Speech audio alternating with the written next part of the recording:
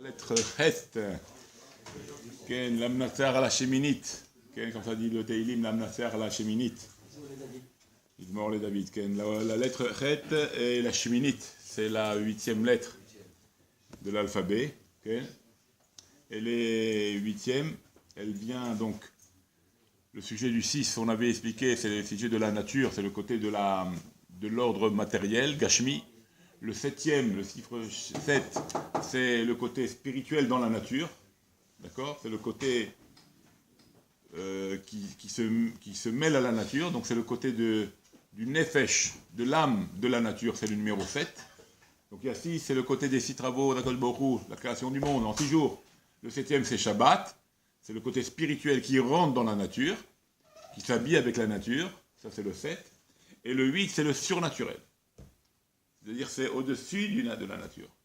En dehors du temps et de l'espace et des moments. Donc ça, c'est le chiffre 8. D'ailleurs, le chiffre 8, c'est un... D'accord? Le chiffre 8, ça montre aussi de l'infinition dans les... En grec, le chiffre grec, c'est l'infini. Chiffre grec, même dans les maths, dans les sciences, c'est l'infini, d'accord? Donc c'est bien le chiffre 8 qui symbolise ce sujet-là. C'est au-dessus du cycle naturel, 6 et 7 qui sont le cycle naturel, la dimension naturelle du temps et de l'espace. Le 8, c'est bien au-dessus de tout ça, d'accord? Donc c'est un chiffre très important qui dépasse. D'ailleurs, le chiffre 8, comme on dit 8 en hébreu, shmoné, d'accord? Si on fait attention, regardez comment on va permuter les lettres, regarde combien de mots on peut obtenir. Donc shmoné, c'est le chiffre 8. Ça vient, il y a dans le mot shmoné, donc j'écris shmoné, shin, mem, nun, e, shmoné, shin, mem, nun, e. Dans ce même lot, j'ai le mot neshama. D'accord? Le mot neshama, nun, shin, mem, e. C'est les mêmes lettres. Neshama, c'est déjà du spirituel, c'est plus dans le temps et dans la nature, ça dépasse le temps. D'accord? Donc il y a le mot shmoné. Neshama, shmoné. Okay? Qu'est-ce qu'on a aussi comme mot? Hashemen. L'huile. Hashemen, l'huile, qui est au-dessus de tout. Vous voyez, l'huile, c'est la seule liquide. Bravo, le jour de la Hanouka, on va en parler. Donc l'huile, c'est quoi? C'est le produit, c'est le liquide qui est au-dessus de tous les liquides. Donc il n'est pas dans le temps, il rentre pas, il rentre pas dans les liquides matériels, il est au-dessus. D'accord? Donc ça symbolise le côté surnaturel. Et il y a aussi, bien sûr, l'étude de la Mishnah. La Mishnah, c'est Mem, Shin, Nun, E. C'est les mêmes lettres que Neshama, c'est les mêmes lettres que Shmoné. Donc tout ce mot-là, vous voyez que... Shabbat. Comment? Non, c'est le 8e jour. Non, 7e jour, Shabbat. Shabbat, 7e jour. 7. Shabbat, c'est le 7e jour, oui. Non. Shabbat, ça rentre dans le temps, c'est hors dehors du temps, mais ça rentre dans le temps. C'est le cycle naturel. Bien que c'est... Il a fait 6 jours plus 1 jour de repos. Ça rentre dans le système création de Dieu, qui s'appelle le Shabbat. D'accord? Il a créé dans le temps le Shabbat. C'est le 7. C'est comme tu dirais le milieu. Qu'est-ce qu'on avait expliqué? On avait expliqué ça dans les chiffres 7. On avait dit un homme, il est fait de 6 côtés. En haut, en bas, à droite, à gauche, devant, derrière. Ça fait 6. D'accord? C'est le cube. D'accord? Et où est le 7? Puisque c'est naturel, le 7. Ben, c'est lui. Le 7, c'est le milieu. C'est l'intérieur. Donc dans le cube de 6 côtés, tu as l'intérieur, ça représente le 7. Ça reste un corps dans les limites du monde.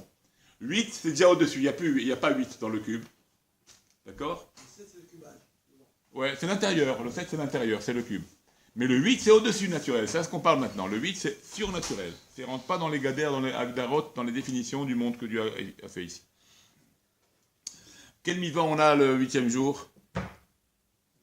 Bravo, Brit Mila. Okay. Brit Mila. Donc ça, c'est comme c'est marqué, Beyom Hashmini, Imol Bessa Orlato. Le 8e jour, il fera la circoncision de sa orla, de son prépuce. Okay. Pourquoi? Parce que, quelque part, on est attaché à Dieu d'une manière surnaturelle. Ce n'est pas un attachement naturel. L'attachement, il est surnaturel. On est complètement attaché à Dieu. On fait partie de lui. C'est pour ça qu'on est divin. Le peuple juif, il est divin. Il n'est pas... Tout ce qu'ils peuvent faire, ils ne peuvent pas... C'est impossible. Okay. Oui, il est divin, le peuple juif. Oraïta au Kuchabehu et Israël Kulachad, comme ça c'est marqué. Oraïta la Torah, Dieu, Kuchabehu et Israël, Kulachad, font un.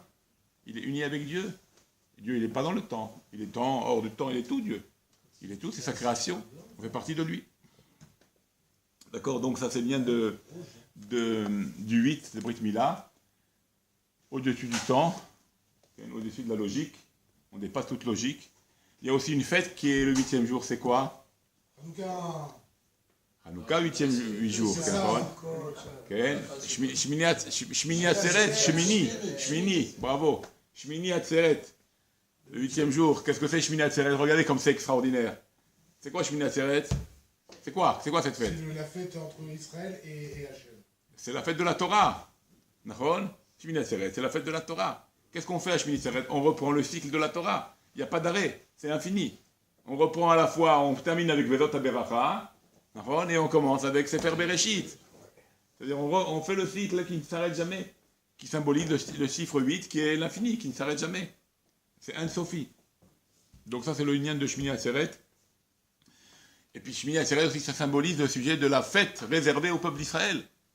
À contrario des jours qui ont précédé les fêtes de Sukkot, où on emmenait les corbanotes pour le tikkun des peuples. 13, 12, on va en descendant les nombres de taureaux qu'on emmenait. Et le Shmini Atzeret, il est réservé pour le peuple d'Israël. Dafka le 8e jour, c'est réservé. Shmini Atzeret, Atzor, ça veut dire le mot Atzor. On a fait un arrêt le 8e jour pour le peuple d'Israël. Donc on est réservé avec lui parce qu'on symbolise aussi l'infini. Le peuple d'Israël, il est complètement uni avec Akadosh Baruch Hu, il symbolise l'infini. Okay? Donc ça c'est quelque chose d'important. On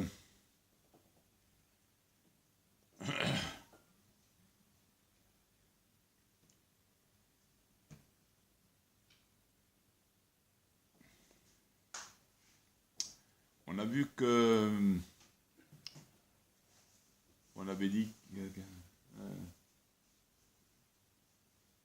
Qu'est-ce qu'on avait dit? On avait dit que la Torah a été créée. La Torah a été créée. Taf Taf Kuf Dalet, Taf Taf Kuf Ain Dalet Dorot, Lifni Briyat Haolam. 974 générations. La Torah a été préparée, cette Torah-là a été préparée pour la création de ce monde. D'accord? Le plan architectural du monde a été créé, a été fait 974 générations avant la création du monde. D'accord? D'accord? Donc ça c'est l'union de que la Torah elle est avant, elle est pas dans le monde. Donc c'est l'union du sujet qui n'est pas dans le physique, ça ne rentre pas dans le monde matériel. La Torah n'est pas matérielle. Qu'est-ce qui n'est pas matériel? C'est le 8, comme on l'a expliqué. Le chiffre 8, il est au-dessus du temps. Si on fait attention, il y a un Télim. Pourquoi je vous dis ça? Parce qu'il y a un Télim, le Télim Yud-Tet. Si vous prenez le Télim Yud-Tet, l'Amnafer Mizmor, les David Hachamim, Saprim Kevodel, vous comptez le nombre de psukim. Les 7 premiers psukim parlent du monde. Du monde. Ok? Hachamim et Saprim Kevodel, le ciel raconte tes louanges. Umaaseh Yadav Magid Al-Kriya, l'œuvre de tes mains raconte le ciel. Donc pendant les 7 premiers psukim, on parle de la création de Dieu, du Dieu qui a créé son monde. Et quand tu arrives au 8e psukim, au 8e, tout d'un coup, on ne parle plus de ce monde que Dieu a créé. Et là, de quoi on parle? On parle, le 8e pasuk, Torah Hashem Temima. La Torah, tout d'un coup, la Torah, elle est d'Hashem Temima, elle est parfaite. Mishivat Nafesh. Et d'où Hashem est malin petit. Elle rend intelligent l'homme. On parle du monde pendant 7 psukim, de l'œuvre de Dieu. Et le 8e psukim, on parle de la Torah. Tout d'un coup, en plein milieu du texte. Pourquoi le 8e psukim? Parce que le 8e, ça vient allusionner à l'infini. Et la Torah, elle a été créée avant que le monde soit là. Donc elle est appelée à être, elle est infinie. Elle est symbolisée par le chiffre 8 qui monte sur l'infini, on l'a dit.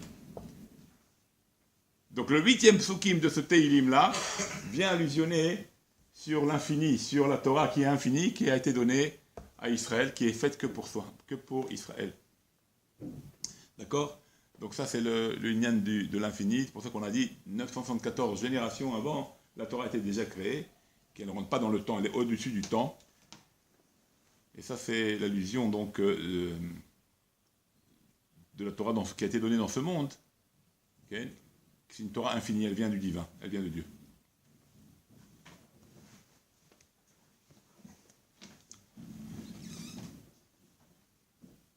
Ensuite, bon, il y a encore pas mal de petites choses à dire.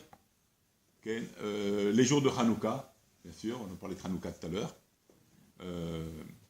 Les jours de Hanouka, c'est 36 bougies. Okay. C'est 36 bougies.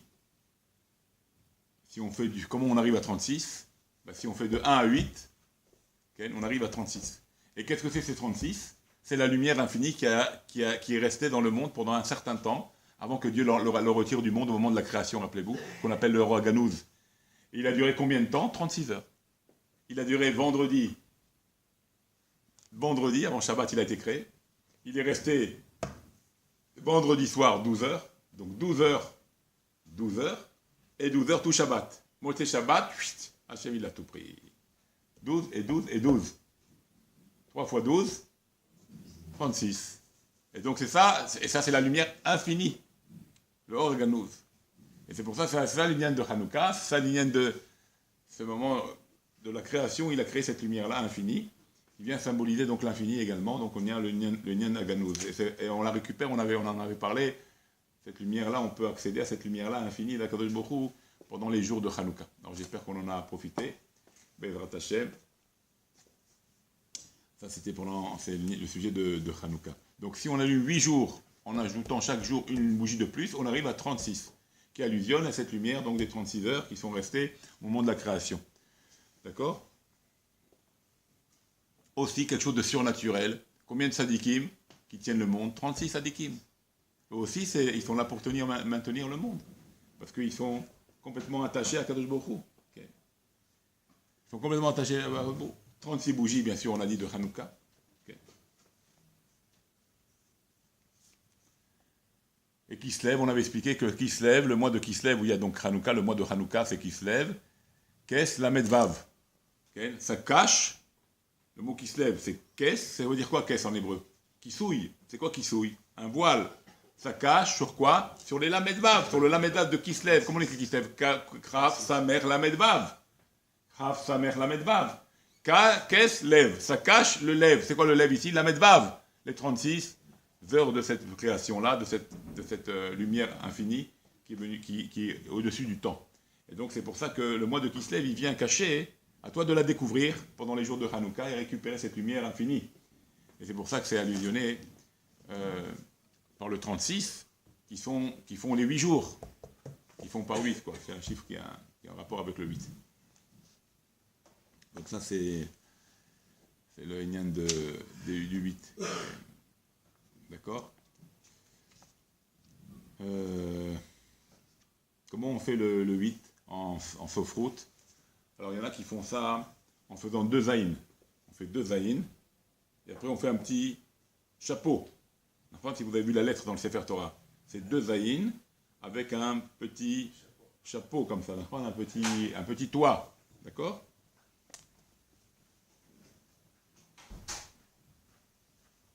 Okay. Le zaïn, on avait expliqué. Okay. Le zaïn, on avait expliqué, c'est le lien de l'arme. Le zaïn, c'est une arme, une épée. Donc 2 zaïn, c'est un conflit. C'est un conflit entre le bien et le mal. On fait une guerre. C'est pour ça que la lettre s'appelle Chet. Chet, ça allusionne aussi au péché. Il y a un conflit. Tu peux être attaqué par le péché, le Yetzirah t'attaque. C'est pour ça que c'est fait par 2 lettres zaïn qui représentent 2 armes. L'arme du bien et l'arme du mal. D'accord? Il faut arriver à ce que l'arme du mal soit unie à l'arme du bien. À ce qu'on gagne.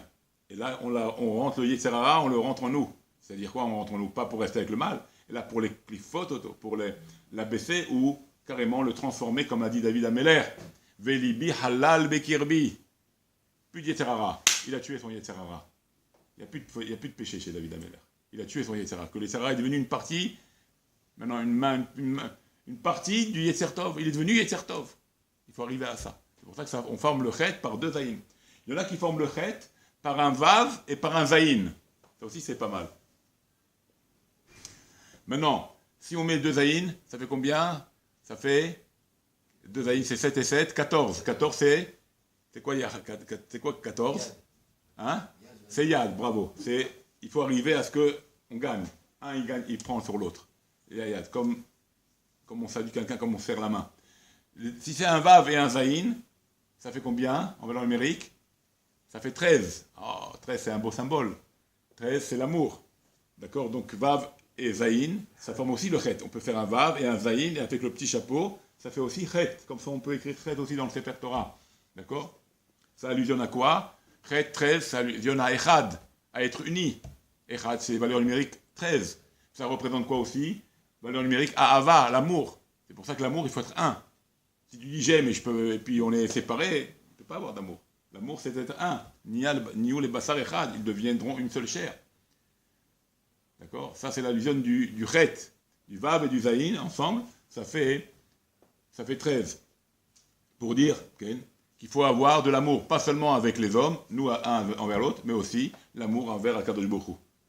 D'accord? C'est un amour double. Un Vav et un amour double. Chibour. Ou bien on peut dire, c'est Avat à Torah et Avat à Mitzvot. J'aime la Torah, j'aime les Mitzvot. J'ai cet amour-là, j'ai ce lien-là. D'accord? Bon, ça c'est pour nous dire le Inyan du Chet. Il y a encore d'autres choses à dire, mais on ne peut pas tout dire maintenant. Ceux qui veulent, on continuera les cours sans la caméra.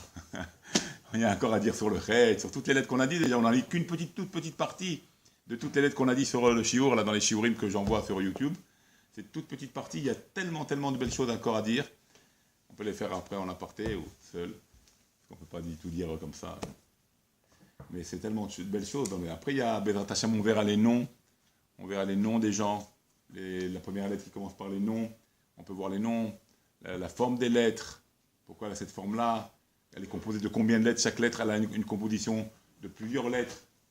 D'accord? Chaque lettre, on peut les composer. C'est une composition de plusieurs lettres qui forment une lettre. C'est un exemple, comme le Aleph. C'est une composition de 3 lettres. C'est 2 Yud et avec un Vav. D'accord? Et après, on voit, il y a beaucoup de choses à dire. Les noms, les prénoms, toutes ces choses-là, on va voir les versets dans la Torah. Bezrat Hashem, il y a beaucoup de choses à dire. Rabod.